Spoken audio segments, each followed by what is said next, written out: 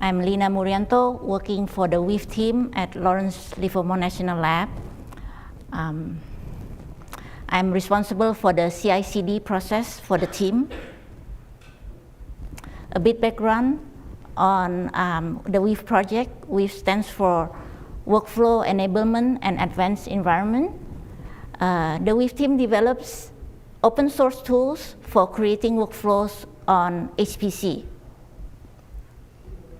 We started by, the team developed workflow tools for WSC and WPD programs. Scientists used to create their own virtual environment and pip install our tools into the environment. Recognizing the overhead, the duplication effort that everyone has to do in creating virtual environment and pip installing, we decided to create a shared virtual environment that can be used by everyone in Livermore Computing. We have a list of requirements for WIF.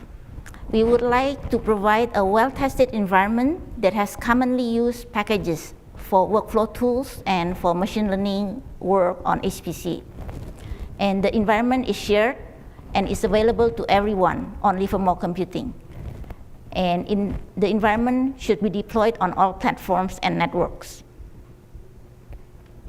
And we would like the environment creation, testing, and deployment to be automated as much as possible. And the environment should also be easily replicated onto same platform in another network. And we would also like to provide a mechanism for users to create their own environment based on the shared read-only based environment. So we decided to use Spack as our base for many reasons. Spack provides flexibility and customizability to support complex software stack on HPC. Spack also enables us to build our machine learning packages against pre-built system packages. And Spack's non-destructive installs enable us to use the same Spack install area for different versions of WIF environment. The Spack env view enables us to create a frozen view so that we can create releases. And the Spack configuration files enable us to reproduce environments consistently. We also use the Spack build cache feature and Spack log that speed up replication of installs to other networks. The Spack bootstrap mirror and build cache features make it easy to replicate installs to our air-gapped systems. So we have a Spack-based Python virtual environment. We Spack installed open source WIF tools. We have tools for workflow orchestration, Maestro, Merlin. We have tools for simulation and data management. And we also have tools for simulation evaluation, and we also have visualization tools. We also Spack install commonly used Python packages, and we also pip install more packages. Those are packages that I haven't Spack installed, but they are commonly used. For more information about our WIF tools, please visit our Read the Docs documentation. This is a diagram to illustrate our install. Currently, it's based on Spack 0.22.1. We built on Intel, our Corel early access system, and also on IBM Power. So I have Spack YAML file for the different platforms. So we do Spack install, and then we do Spack env view -i. That gives me a frozen view.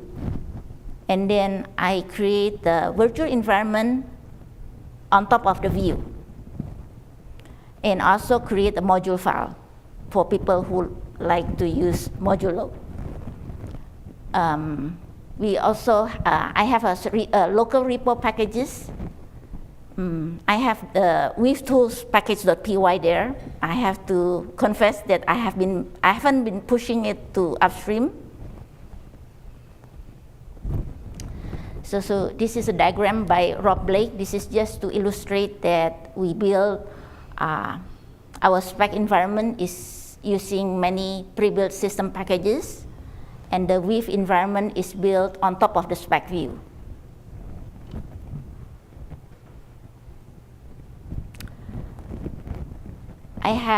We have two GitLab projects, the WIF spec core environment and WIF CI.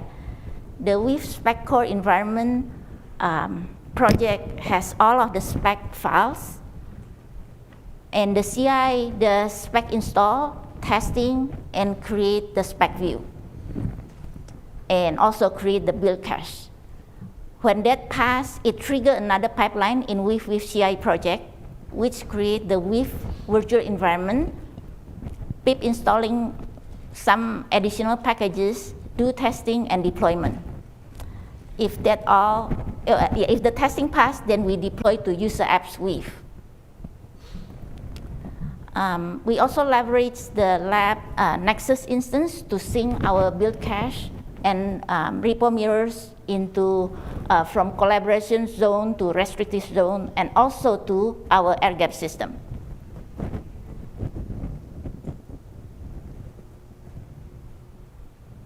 So we run this CI nightly for developed version to pick up all the developed brands of WIF tools.